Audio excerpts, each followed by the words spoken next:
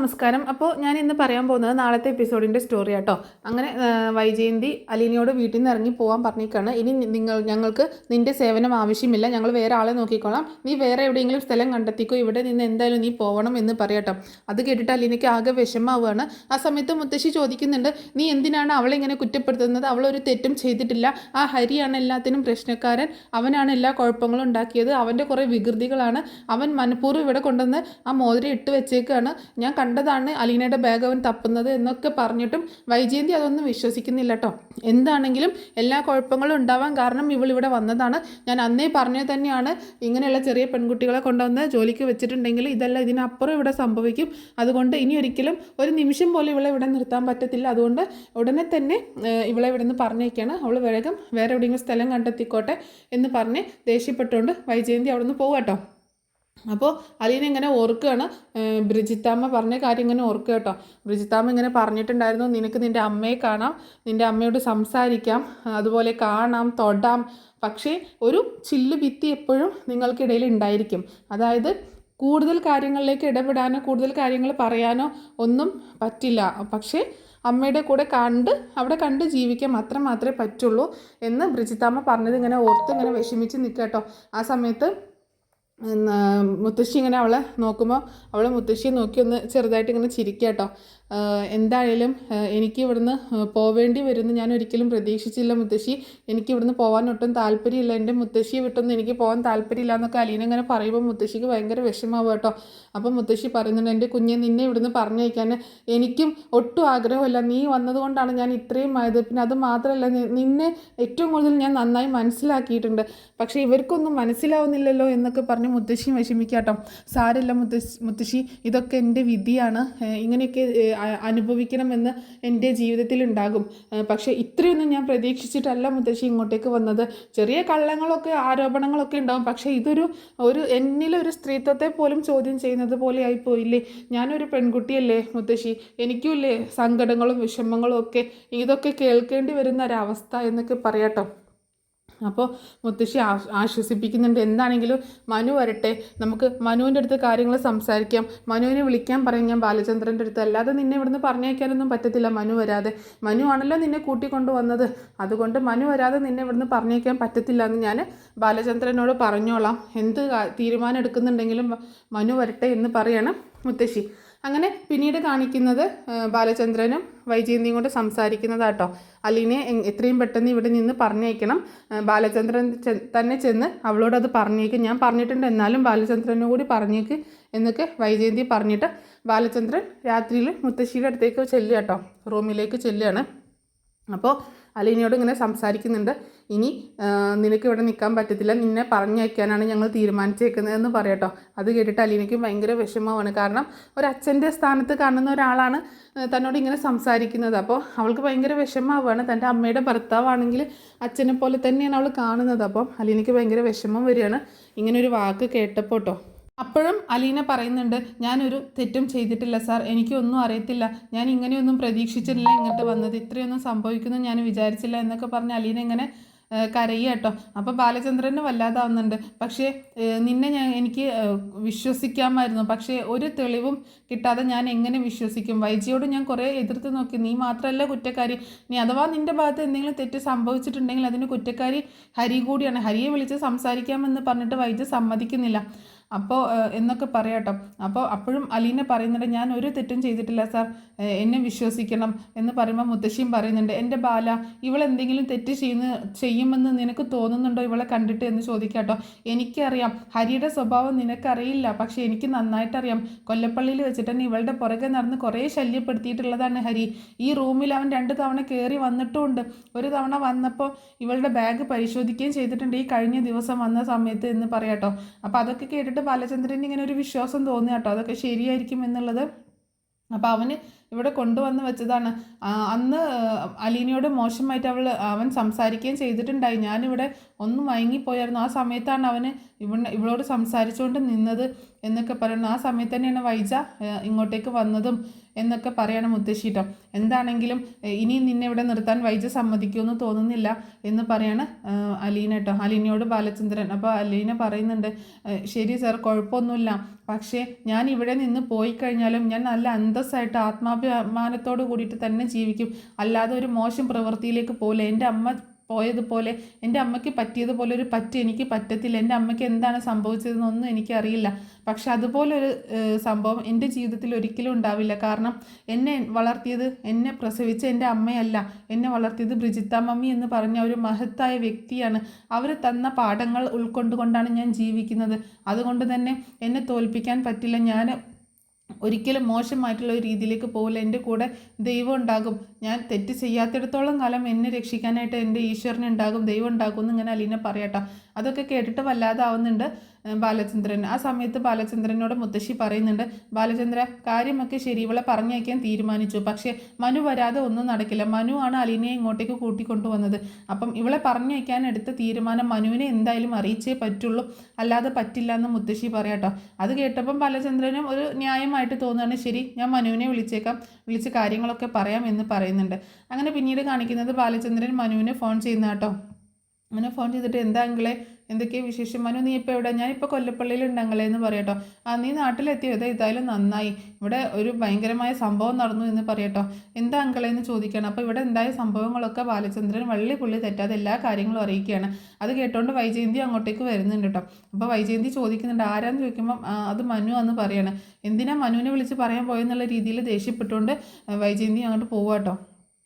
അങ്ങനെ മനുവിനെ വിളിച്ചിട്ട് അങ്ങനെ കാര്യങ്ങൾ സംസാരിച്ചുകൊണ്ടിരിക്കുകയാണ് ബാലചന്ദ്രൻ. എല്ലാ കാര്യങ്ങളും പറയുന്നു. അവളുടെ കയ്യിൽ നിന്ന് അവൾ ഇവിടെ വരുന്ന ഒരു സ്ത്രീക്ക് കാശ് എടുത്തു കൊടുത്തു. അതുപോലെ അവിടെ മുതലാണ് ആ പ്രശ്നങ്ങൾ സ്റ്റാർട്ട് ചെയ്തത്. പിന്നെ അതിൻ്റെ മുന്നേ കാശ് കാണാതായതും ആയിട്ടുള്ള എല്ലാ കാര്യങ്ങളും ഇങ്ങനെ പറയാണ്.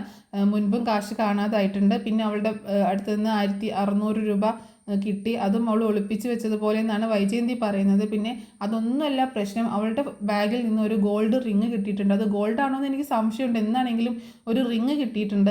അത് അവളുടേതല്ല, അത് എങ്ങനെ അവളുടെ ബാഗിൽ വന്നു എന്ന് അവൾക്കറിയില്ല എന്ന് തന്നെയാണ് അവൾ പറയുന്നത്. അങ്ങനെ വിളിച്ച് ചോദ്യം ചെയ്തുകൊണ്ടിരിക്കുന്ന സമയത്ത് രോഹിത് പറഞ്ഞു, ഹരി കഴിഞ്ഞ ദിവസം വന്നപ്പോൾ കൊണ്ടുവന്ന മോതിരമാണ് അത്.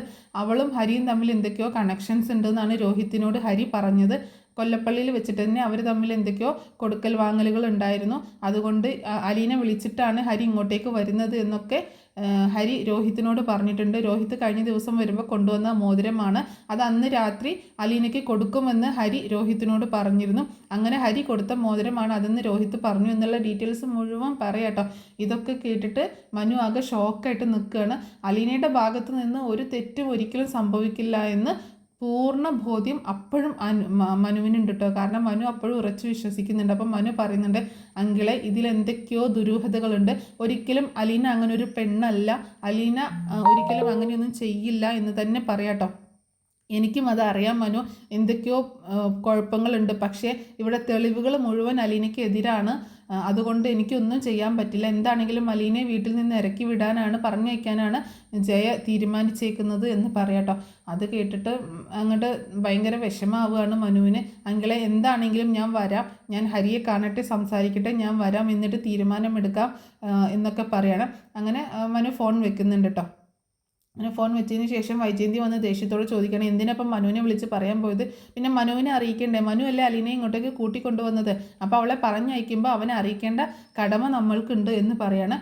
ഒരു കടമ? അവന് ഒരു കണ്ണും മൂക്കില്ല, അവന് എവിടെ നോക്കിയിട്ടാണ് ഇതിനൊക്കെ എടുത്തുകൊണ്ട് വന്നത്? അന്നേ ഞാൻ എതിർത്തതാണ്, എനിക്ക് താല്പര്യമേ ഉണ്ടായിരുന്നില്ല എന്നൊക്കെ പറയണം. നിനക്ക് കണ്ടപ്പം മുതലേ അവളെ ഇഷ്ടപ്പെട്ടിട്ടില്ല, അതുകൊണ്ടാണ് നിനക്ക് എല്ലാ കുഴപ്പങ്ങളും അവൾ ചെയ്തതാണെന്ന് തോന്നുന്നത് എന്നൊക്കെ പറയാട്ടോ. അങ്ങനെ പിന്നീട് മനു ഹരിയെ വിളിച്ച് ക്വസ്റ്റ്യൻ ചെയ്യാണ്. അപ്പോൾ ഹരി ആദ്യമൊക്കെ ആകെ പരിങ്ങല്ലാട്ടോ. ഹരി ആദ്യമൊന്നും പറയുന്നില്ല. പിന്നീട് ഹരി ഇങ്ങനെ അവൻ്റെ മുന്നിൽ പേടിച്ച് നിൽക്കട്ടോ. ആ സമയത്ത് മനു നല്ലൊരു പൊട്ടിക്കൽ കൊടുക്കുകയാണ്. തല്ല് കൊടുത്തപ്പോൾ എല്ലാ സത്യങ്ങളും ഹരി പറയാട്ടോ. ഞങ്ങൾ തമ്മിൽ അങ്ങനെ ഒരു ബന്ധമല്ല, അലീനയെ ഞാനിങ്ങനെ ഒന്ന് വളയ്ക്കാൻ നോക്കിയിട്ടുണ്ടെന്നുള്ളത് ശരിയാണ്, പക്ഷേ അവൾ ഒരിക്കലും എന്നോട് അടുത്തിട്ടുണ്ടായിരുന്നില്ല. അവൾക്ക് കൊടുക്കാനായിട്ട് റിങ് കൊണ്ടുപോയി, പക്ഷെ അത് ഒറിജിനൽ സ്വർണ്ണമൊന്നുമല്ല എന്ന് പറയണം. അതും 25,000 രൂപ ഒക്കെ കൊടുത്തൊരു സ്വർണം വാങ്ങിക്കൊടുക്കാൻ മാത്രം മണ്ടനൊന്നുമല്ല ഹരി. കാരണം ഇത്ര ഒരു കാര്യത്തിന് വേണ്ടിയിട്ട് എങ്ങനെയെങ്കിലും സോപ്പ് ഇടുക എന്നുള്ളത് മാത്രമല്ലേ. അപ്പോൾ അത് സ്വർണ്ണമൊന്നുമല്ല എന്നൊക്കെ പറയണം. അങ്ങനെ എന്താണെങ്കിലും അവിടെ വരെ പോകണമെന്ന് പറയട്ടെ ഹരിയോട്. അപ്പോൾ ഹരിക്ക് പേടിയാവട്ടോ അങ്ങോട്ടേക്ക് ചെല്ലാൻ. അങ്ങനെ നീ വരണം എൻ്റെ കൂടെ എന്ന് പറയണം. അതേസമയം പിറ്റേ ദിവസം അലീനയോട് പോവാൻ പറയാട്ടോ. വീട്ടിൽ നിന്ന് പൊക്കോളം പറഞ്ഞേക്കാണ് പിറ്റേ ദിവസം രാവിലെ. അപ്പോൾ ഈ വിവരങ്ങളൊക്കെ കമല അറിഞ്ഞിട്ടുണ്ട് കേട്ടോ. കമല അറിഞ്ഞപ്പം വൈജയന്തിയെ വിളിക്കുന്നുണ്ട്. എന്താണ് അവിടെ എന്തൊക്കെയോ പ്രശ്നങ്ങളുണ്ടെന്ന് കേട്ടല്ലോ എന്നൊക്കെ പറയുമ്പോൾ ഇങ്ങനെയുള്ള ചില കാര്യങ്ങളൊക്കെ ഉണ്ട് എന്നൊക്കെ പറയണം. അപ്പം കമലയും പറയുന്നുണ്ട് എത്രയും പെട്ടെന്ന് അവളെ അവിടെ നിന്ന് പറഞ്ഞയക്കാൻ നോക്കുമെന്ന് പറയുമ്പോൾ അവളെ പറഞ്ഞയക്കാൻ തന്നെയാണ് തീരുമാനിച്ചേക്കുന്നത്. ഇനി അവളെ ഇവിടെ വെച്ചുകൊണ്ടിരിക്കുന്നില്ല എന്ന് പറയണം. അങ്ങനെ പറഞ്ഞ് ഫോൺ വെക്കുന്നുണ്ട്. അങ്ങനെ പിന്നീട് ബാലചന്ദ്രൻ അങ്ങോട്ടേക്ക് വരുന്നുണ്ട് കേട്ടോ. അപ്പോൾ പറയുന്നത് ആരാ വിളിച്ച് കമലെടുത്തിയാണെന്ന് ചോദിക്കുമ്പോൾ അതെ എന്താ പറഞ്ഞതെന്ന് ചോദിക്കുക കേട്ടോ. കമലെടുത്തി പറയുന്നത് അവളെ ഇനി വെച്ചുകൊണ്ടിരിക്കേണ്ട, അവളെ പറഞ്ഞയക്കാൻ തന്നെയാണ് എന്ന് പറയണം. ആദ്യം മനു വരട്ടെ, മനു ഇങ്ങോട്ടേക്ക് വരാമെന്ന് പറഞ്ഞിട്ടുണ്ട്. മനു ഇതിനൊരു തീരുമാനം, മനു ഒന്ന് സംസാരിക്കട്ടെ, അവനല്ലേ കൊണ്ടുവന്നതെന്ന് ചോദിക്കുമ്പോൾ അവൻ വരാനൊന്നും കാത്തു നിൽക്കണ്ട, ഇപ്പം തന്നെ പറഞ്ഞയക്കാനാണ് ഞാൻ തീരുമാനിച്ചേക്കുന്നത്, ഇനി അവനെ കാത്തിരിക്കുന്നില്ല എന്ന് പറയാട്ടോ. അങ്ങനെ മനു വന്നിട്ട് പറഞ്ഞേക്കാമെന്ന് വീണ്ടും ബാലചന്ദ്രൻ പറയുമ്പോൾ അതിൻ്റെ ആവശ്യമില്ല എന്ന് പറയാണ്. അങ്ങനെ അലീനയെ വിളിച്ചിട്ട് അലീനോട് പൊക്കോളം പറയണം, ബാഗൊക്കെ പാക്ക് ചെയ്തെടുത്ത് പൊക്കോളം പറയട്ടെ. മുത്തശ്ശിയുടെ റൂമിൽ വന്നിട്ട് വീണ്ടും പറയുന്നുണ്ട് ഇനി നീ ഇവിടെ നിൽക്കണ്ട, പൊയ്ക്കോ എന്ന് പറയട്ടോ. അലീനയാണെങ്കിൽ വീണ്ടും പറയാൻ ശ്രമിച്ചിട്ടുണ്ട്, ഞാനൊരു തെറ്റും ചെയ്തിട്ടില്ല എന്നൊക്കെ പറയാൻ ശ്രമിക്കുമ്പോൾ വൈജ കേൾക്കാൻ നിൽക്കുന്നില്ല. മുത്തശ്ശിയും സംസാരിക്കുന്നുണ്ട് കേട്ടോ. അപ്പോൾ വൈജ കേൾക്കുന്നില്ല. അങ്ങനെ അലീനയോട് പെട്ടെന്ന് ബാഗൊക്കെ എടുത്ത് വാന്ന് പറഞ്ഞിട്ട് വൈജ പുറത്തേക്ക് പോവാണ്. അങ്ങനെ കുറച്ച് കഴിഞ്ഞതിന് ശേഷം അലീന മുത്തശ്ശിയെ കെട്ടിപ്പിടിച്ച് ഇങ്ങനെ കരയാട്ടോ. മുത്തശ്ശി ഞാൻ പോയി എന്താവും, എങ്ങനെയാവും, ഇനി ഞാൻ ഇങ്ങോട്ട് തിരിച്ചു വരുമോ, മുത്തശ്ശി എനിക്ക് കാണാൻ പറ്റുമോ എന്നൊന്നും എനിക്കറിയില്ല എന്നൊക്കെ പറഞ്ഞ് കരയാണ്. അങ്ങനെ അലീന ബാഗൊക്കെ എടുത്തുകൊണ്ട് ഇറങ്ങുകയാണ്. റൂമിൽ നിന്ന് പുറത്തിറങ്ങുന്ന സമയത്ത് തന്നെ എല്ലാവരും അവിടെ നിൽക്കുന്നുണ്ട് കേട്ടോ. ബാലചന്ദ്രനും വൈജയന്തിയും അതുപോലെ മക്കളൊക്കെ അവിടെ നിൽക്കുന്നുണ്ട്.